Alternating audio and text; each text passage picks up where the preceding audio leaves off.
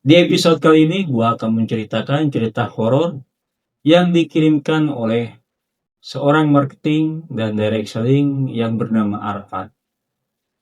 Dia bercerita bahwa dia menjual produk yang dia promosikan ke seorang wanita yang aneh. Lalu seperti apa keanehan dan terornya?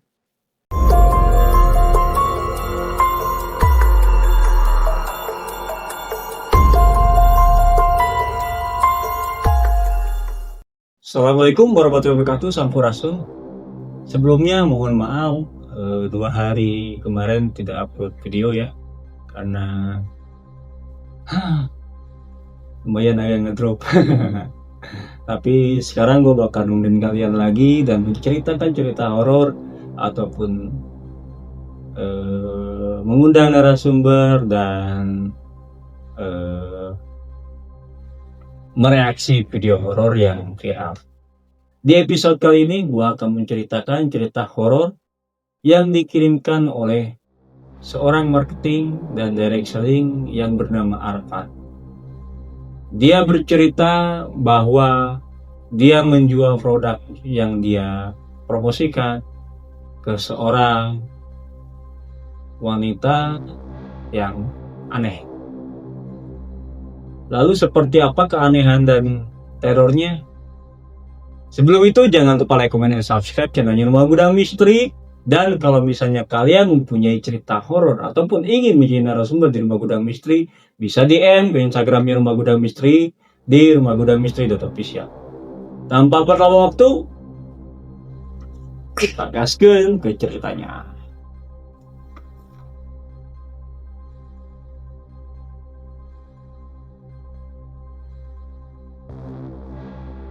Jangan dilanjutkan kalau kamu penakut.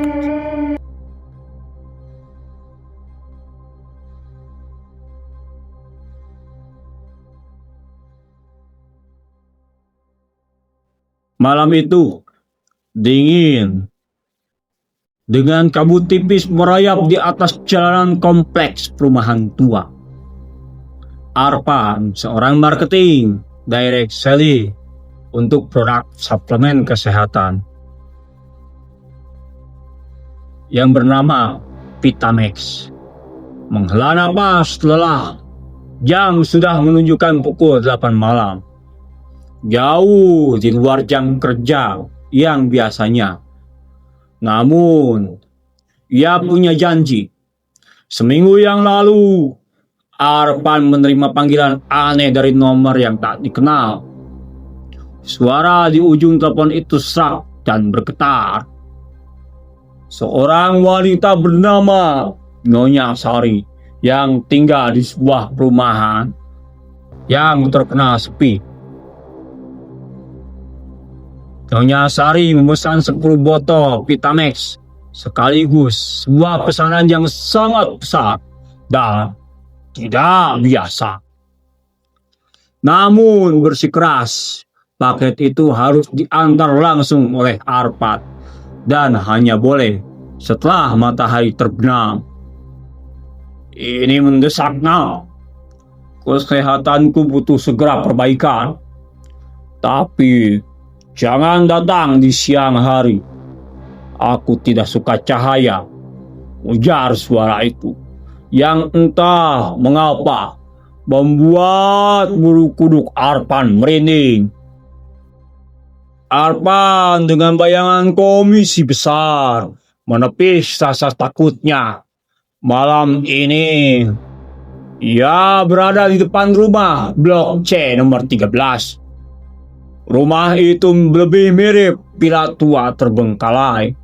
Catnya mengelupas, jendelanya tertutup rapat oleh tirai berdu tebal, dan halaman depan ditumbuhi semak-semak liar. Arfan menekan bel.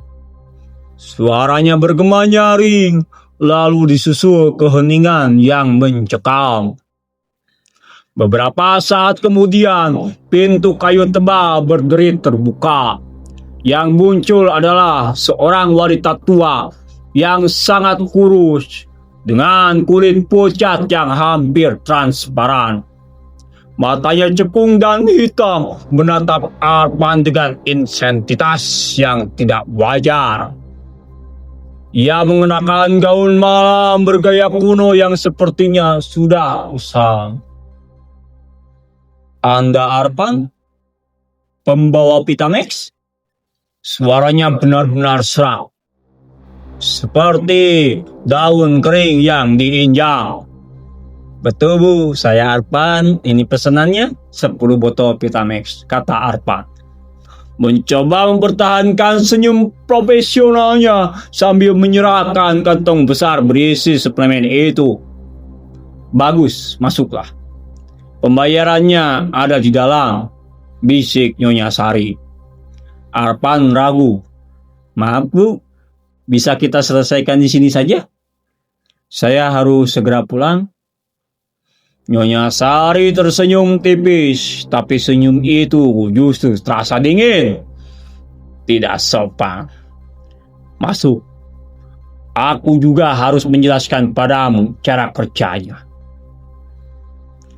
Terdesak, Arpan melangkah masuk. Begitu kakinya melewati ambang pintu, aroma apak, debu dan sesuatu yang manis membusuk langsung menyergap hidungnya.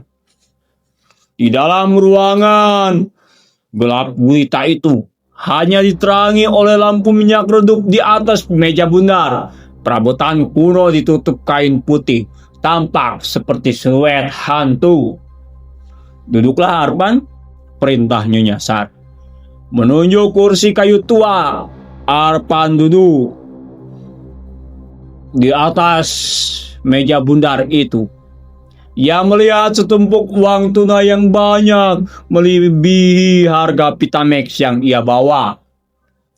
Saya ambil uangnya Ibu, tanya Arpan, meraih tumpukan uang itu. Tunggu, kata Nyonya Sari. Ia menahan lengan Arpan, sentuhan tangannya terasa seperti es. Aku tidak hanya membeli suplemen, aku membeli kehidupan. Arpan mulai terasa tidak enak. Maaf Bu, Pitamex adalah suplemen herbal, hanya untuk kesehatan dan vitalitas biasa. Nyonya Sari tertawa kecil, tawa itu kering dan mengerikan. Ia kemudian mengangkat salah satu botol Pitamex yang baru dibawakan Arpan. Botol itu masih tertutup rapat. Kau tahu, nah Arpan, Pitamex itu mengandung esensi vitalitas. Hanya saja, suplemen ini jauh lebih kuat jika dicampur dengan darah segar. Jantung Arpan berdebar kencang. Ia mencoba berdiri, tetapi Nyonya Sari berdiri di antara dia dan pintu. 10 botol ini tidak untuk saya sendiri. Ini untuk keluargaku, katanya. Menunjuk ke sudut ruangan yang gelap, Arpan menoleh dan melalui kegelapan yang diterangi lampu minyak, ia melihat 7 sosok bayangan, semuanya duduk kaku di kursi seperti boneka. Mereka semua pucat. Mata mereka tampak kosong dan masing-masing memegang botol Pitamex kosong di pangkuan mereka. Mereka semua sudah lama tidak makan. Nyonya Sari berbisik mendekat ke Arpan. Wajahnya hanya berjarak beberapa inci saja. Mata cekungnya memancarkan lapar yang tidak wajar. Dan kau membawa vitalitas yang segar dan mudah ke arah kami. Arpan, sebuah paket malam Jumat. Arpan menjerit. Ia mendorong Nyonya Sari sekuat tenaga dan wanita itu jatuh dengan bunyi tulang yang rapuh. Arpan tidak mempedulikan uangnya. Ia hanya berlari membuka pintu kayu itu dengan paksa. Saat ia keluar dan berlari menembus kabut, ia mendengar suara-suara lain dari dalam. Langkah kaki yang berderap kencang dan bisikan-bisikan serak yang menggema dari kegelapan. Arpan tidak pernah berhenti berlari sampai ia mencapai jalan utama yang ramai. Ia tidak pernah mengambil lagi panggilan di luar jam kerja, terutama jika alamatnya terasa janggal. Keesokan harinya, Arpan mencoba menghubungi kantor polisi. Tetapi mereka hanya menemukan rumah C13 itu kosong dan sudah ditinggalkan selama puluhan tahun. Di teras depan, polisi menemukan sebuah tas kain lusuh yang berisi 10 botol Vitamex yang tertutup. Dan di sampingnya tergeletak kartu nama direct selling Arpan. Di balik kartu itu dengan tulisan tangan yang sama dengan tulisan Nyonya Sari. Tertulis, "Terima kasih atas vitalitasnya. Sampai jumpa di pesanan berikutnya." Arpan tahu dia mungkin selamat, tapi dia juga tahu di dunia direct selling ini ada pelanggan yang akan terus memburunya, bukan untuk suplemen, tapi untuk esensi yang lebih gelap. Dan malam yang dingin, ia selalu memeriksa apakah ada pesanan baru dari perumahan Blok C nomor 13. Oke teman-teman, segitu saja episode kali ini. Percaya atau tidak itu hak kalian. Dan seseram apapun pengalaman horor kita, akan lebih seram kalau kita tidak punya uang. Assalamualaikum warahmatullahi wabarakatuh. Sampurasun.